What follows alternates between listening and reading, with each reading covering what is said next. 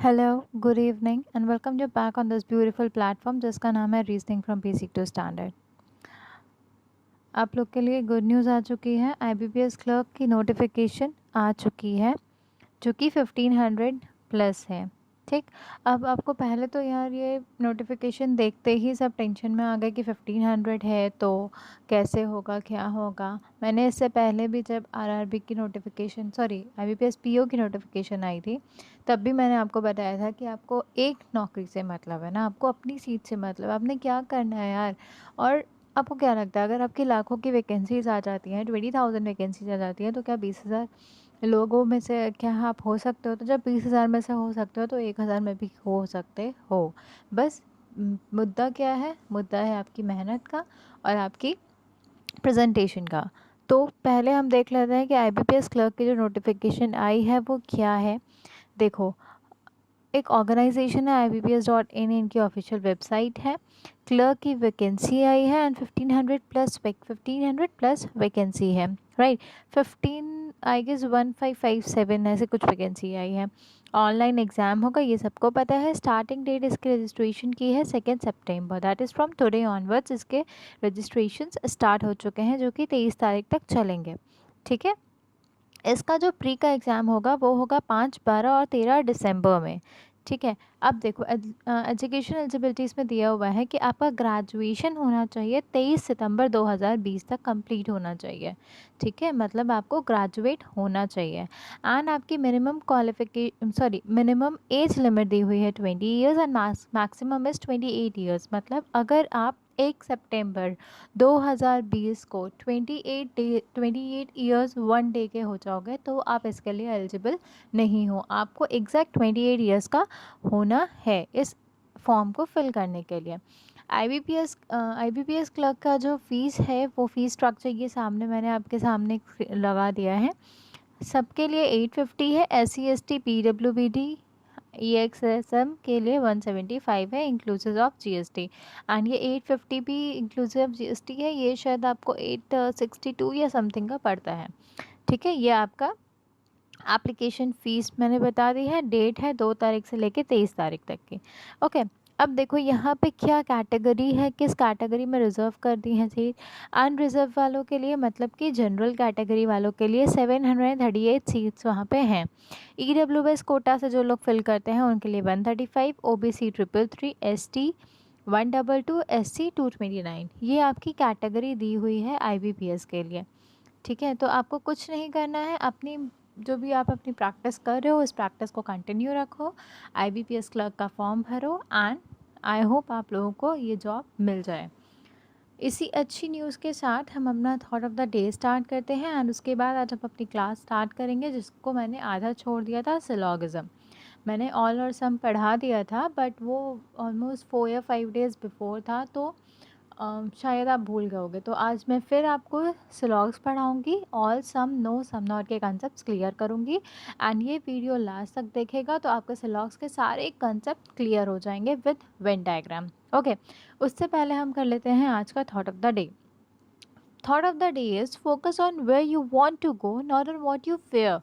है ना, आपको किस चीज़ पे मेहनत करनी है, जहाँ आप जाना चाहते हो। सेम चीज़ मैंने अभी आपको बोली थी, आपको कोई फ़र्क नहीं पड़ना चाहिए कि क्लर्क की कितनी वैकेंसी आई है, 1500 हो चाहे 150 हो।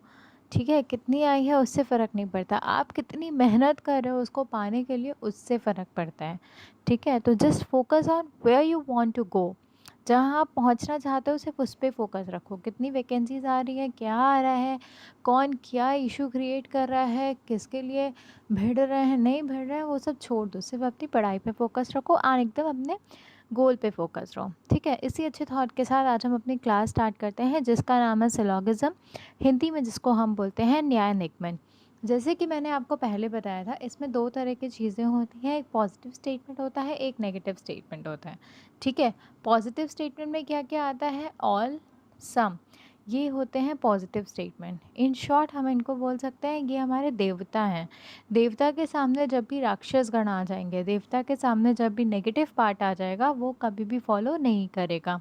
ठीक है, वैसे ही जब देवता के सामने राक्षस आ गए तो फॉलो नहीं हुआ, राक्षस के सामने देवता आ जाएंगे तो भी फॉलो नहीं होगा। मतलब पॉजिटिव के सामने negative statement, never follow in any condition, negative के सामने positive statement, never follow in any condition. ठीक है, चलो तो इसको हम स्टार्ट करते हैं। देखो यहाँ पे मैंने दो पार्ट्स डिवाइड कर दिए हैं, पॉजिटिव पार्ट है नेगेटिव पार्ट। पॉजिटिव पार्ट और नेगेटिव पार्ट, पॉजिटिव पार्ट हमारा होता है ऑल और सम, नेगेटिव पार्ट में हमारा आता है नो और सम नॉट। ठीक है, पॉजिटिव स्टेटमेंट में क्या होता है, जब भी हमारा कोई पॉजिटिव स्टेटमेंट दिया हुआ है, suppose all A are B, some A are B, ठीक है, तो हमारा अगर इसके स्टेटमेंट के आधार पे कंक्लूजन दिया रहेगा नो ए आर बी, तो 100% फॉलो नहीं करेगा। ठीक, इतना क्लियर। नेगेटिव पार्ट में अगर सपोज आपके सामने स्टेटमेंट दिया हुआ है नो ए आर बी, ठीक है, और कंक्लूजन दे दिया ऑल ए आर बी, तो जब दिया है क्लियर कि कोई भी ए का पार्ट बी नहीं है, तो हम कैसे बोल सकते हैं कि पूरा ए बी में हो सकता है? नहीं बोल सकते। वैसे ही जब पॉजिटिव स्टेटमेंट में negative conclusion never follow with 100%, negative statement में positive conclusion never follow with 100%। ठीक है, इतना क्लियर। अब चलिए हम लोग वेन डायग्राम्स और ऑल के कंडीशंस पढ़ लेते हैं। देखो, ऑल का डायग्राम जब भी बनता है तो all A are B, all B are C, all C are D, इस तरह से कुछ बनता है। ठीक है, ये बनता है। अब यहाँ पे नोट मैंने दिया हुआ है, in a positive statement negative conclusion never be follow with 100%। ठीक है, जब भी पॉजिटिव स्टेटमेंट दिया रहेगा, जब भी यहाँ पे देवता गण दिए रहेंगे, ऑल और सम को मैंने देवता बोल दिया है क्योंकि ये पॉजिटिव है। ठीक है, तो जब भी पॉजिटिव स्टेटमेंट दिया रहेगा वहाँ पे नेगेटिव कंक्लूजन कभी भी 100% फॉलो नहीं करेगा।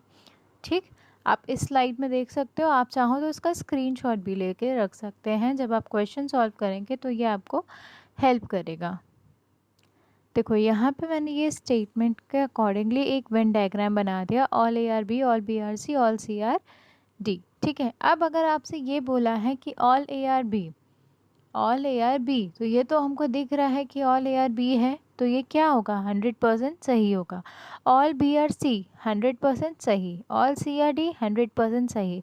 वही अगर मैं उल्टा पूछती हूँ, ऑल डी आर ए क्या होगा? ऑल डी आर ए 100% सही नहीं होगा। All D R A is a possibility, क्या पूरा डी ए के अंदर हो सकता है? हो सकता है, पॉसिबिलिटी है। कैसे है वो समझो। यहाँ पे मैंने ये बोल दिया ऑल ए आर बी, ठीक है, पूरा ए कहाँ है? बी के अंदर है, तो इसका डायग्राम मैं ये भी तो बना सकती हूँ ना, ऑल ए आर बी, ये ए है ये बी है। ठीक है, तो जब ए से बी पूछा था तो 100% में सही था, बी से ए पूछेंगे तो पॉसिबिलिटी लगा देंगे। ठीक है, all B are A is a possibility, अगर ये कंक्लूजन है तो सही है। All A are B is a possibility गलत है, क्योंकि ये तो हमारा स्टेटमेंट ही दिया है ऑल ए आर बी। ठीक, इतना क्लियर। अब देखो यहाँ पे ये हमारा वेन डायग्राम है, all A are B, all B are C, all C are D, C are D नहीं बनाया मैंने, चलो ठीक है। सम पूछा है कि सम ए आर बी, अब जब पूरा का पूरा है, अगर मैं बोलूँ all me in my home, मैं पूरी की पूरी अपने घर में हूँ, तो जब ऑल है तो सम तो हो गई है ना। जब मैं पूरी की पूरी यहाँ पे हूँ तो सम मतलब मेरा थोड़ा पार्ट तो ऑब्वियसली यहाँ पे होगा, इसीलिए ऑल के केस में सम 100% पॉसिबल होता है बोथ साइड से। आई होप इतना क्लियर है। अब आते हैं हम नो के केस में। No never follow in any condition, जब ऑल दिया हुआ है, जब मैंने बोला कि मैंने एक एप्पल पूरा खा लिया, तो उस एप्पल के थोड़े भी ना खाने की तो कोई गुंजाइश ही नहीं बनती है, कोई पॉसिबिलिटी ही नहीं बनती है ना, तो वो 100% सही होगा। इसलिए ऑल की कंडीशन में no never follow in any condition. Some not, only reverse side will be possible. कैसे? अगर ये बोलो some C are not B, कुछ सी बी नहीं है, तो क्या पता क्या नहीं है, कितना नहीं है, नहीं पता। ऐसे समझ लो, ए मैं हूँ, बी मेरा घर है, ठीक है, ऑल ए आर बी, पूरी की पूरी मैं बी में हूँ, पूरी की पूरी मैं अपने घर में हूँ। सम ए आर बी, थोड़ी मैं अपने घर में हूँ, ठीक है। नो ए आर बी, अब जब मैंने बोल दिया कि मैं पूरी की पूरी घर में हूँ, तो तुम कैसे बोल सकते हो कि नो ए आर बी सही होगा? गलत होगा। And some not, some A are not B, some A are not B, कुछ नेहा, कुछ मैं अपने घर में नहीं हूँ, तो ये तो कोई वो नहीं बना। जब पॉसिबिलिटी लगाएंगे कि कुछ मैं अपने घर में नहीं हूँ, ये हो सकता है कि मैं घर के कुछ हिस्से में ना हूँ, इसीलिए some A are not B reverse side से पॉसिबिलिटी जब लगेगी तब सही होगा। ठीक है, आई होप इतना क्लियर है। अब हम आते हैं सम की कंडीशन में। Some again I have written here, note in a positive statement negative conclusion never be follow with 100% statement. ठीक है, अब देखो यहाँ पे जब हम इसका वेन डायग्राम बनाते हैं तो कुछ ऐसा वेन डायग्राम बनता है सम ए आर बी। ठीक है, अब यहाँ पे पूछा है कि all A are B both side will be possibility, दोनों साइड जब होगी all A are B is a possibility, हो सकता है all B are A is a possibility, हो सकता है। ठीक है, यहाँ पे all A are B 100% follow नहीं करेगा। ठीक, अब आती हूँ मैं सम पे। जो सम अगर आपको स्टेटमेंट में ही दिया है सम ए आर बी, तो ये तो 100% फॉलो कर जाएगा। ठीक है, 100% फॉलो करेगा। अब यहाँ पे पूछा है नो ए आर बी, जब सम दिया है, जब हमको पता है कि कुछ ए का पार्ट बी है तो नो तो बनेगा ही नहीं। Some not both side will be possibility कि ए का कुछ पार्ट बी नहीं है, बिल्कुल ए का कुछ पार्ट बी नहीं है, हो सकता है ये ना हो सकता है ये वाला पार्ट इसका ना हो, है ना, पॉसिबिलिटी तो हो सकती है क्योंकि यहाँ पे दिया है some A are not B. मैं इसका दोबारा एक डायग्राम बना देती हूँ। सपोज करो ये मैंने डायग्राम बना दिया सम ए आर बी का। ठीक है, अब अगर आपसे ये पूछ रहा है some A are not B is a possibility, तो पॉसिबिलिटी बिल्कुल सही होगी। कैसे, हमें क्या पता कि ए का ये वाला पार्ट बी नहीं है ना, हमें नहीं पता, हमें क्या पता बी का ये वाला पार्ट ए नहीं है, पॉसिबिलिटी कुछ भी हो सकती है। ठीक है, आई होप इतना सबको क्लियर है। चलो अब हम आते हैं अपने नो के केस में। नो मतलब नेगेटिव स्टेटमेंट। नोट यहाँ पे मैंने लिखा है in a negative statement positive conclusion never be follow with 100%। ठीक है, जैसे कि पॉजिटिव राक्षस वाले सॉरी देवता वाले केस में राक्षस नहीं आ रहे थे, है ना, पॉजिटिव केस में नेगेटिव नहीं आ रहा था, वैसे ही नेगेटिव केस में positive conclusion never follow with 100%। ठीक, अब इसको एक बार देख लेते हैं क्या होता है। नो का जब वेन डायग्राम हम बनाते हैं तो यहाँ पे हमने लिख दिया ए, यहाँ पे मैंने लिख दिया बी और इसको क्रॉस कर दिया क्योंकि ये कोई रिलेशन नहीं बनाएगा। ठीक है, अब देखो फर्स्ट यहाँ पे कंक्लूजन है never follow in any condition all. जब हमको पता है कि पूरा का पूरा ए की लड़ाई बी से हो गई है, इतनी लड़ाई हो गई है कि बिल्कुल शक्ल नहीं देखेंगे उसकी, तो क्या ए कभी बी के घर जाएगा पूरा का पूरा? नहीं जाएगा। सम क्या थोड़ा भी जाएगा? थोड़ा सा भी जाने की उसकी इच्छा होगी? नहीं होगी। क्यों? क्योंकि उसकी लड़ाई हो गई है। ठीक है, तो ये फॉलो नहीं करेंगे। नो बोथ साइड 100% बिल्कुल। जब नो ए आर बी दिया हुआ है, स्टेटमेंट ही जब हमारा दिया हुआ है तो वो 100% फॉलो करेगा। अब हम आते हैं सम नॉट की कंडीशन में। Some A are not B both side से 100% फॉलो करेगा। कैसे? ए का कुछ पार्ट बी नहीं है, ए का थोड़ा पार्ट बी नहीं जाएगा। ठीक है, तो बी का कुछ पार्ट भी ए नहीं जाएगा। जब ए ने बोल दिया कि मैं पूरा का पूरा तुम्हारे घर नहीं आऊँगा, तो थोड़ा तो नहीं जाएगा ना, ऑब्वियस है। जब पूरा उसने बोल दिया, जब ऑल बोल दिया कि मैं पूरी की पूरी अपने घर में हूँ, तो सम तो हुई ना। तो वैसे ही जब उसने कह दिया कि मैं नहीं आऊँगा, नो मीन्स नो, तो फिर सम नॉट तो बनेगा ही बनेगा। तो इसलिए यहाँ पे सम ए आर नॉट बी 100% सही होगा। आई होप इतना सबको क्लियर है। अब हम आते हैं सम नॉट की कंडीशन में। सम नॉट की कंडीशन क्या होती है, ये देखो।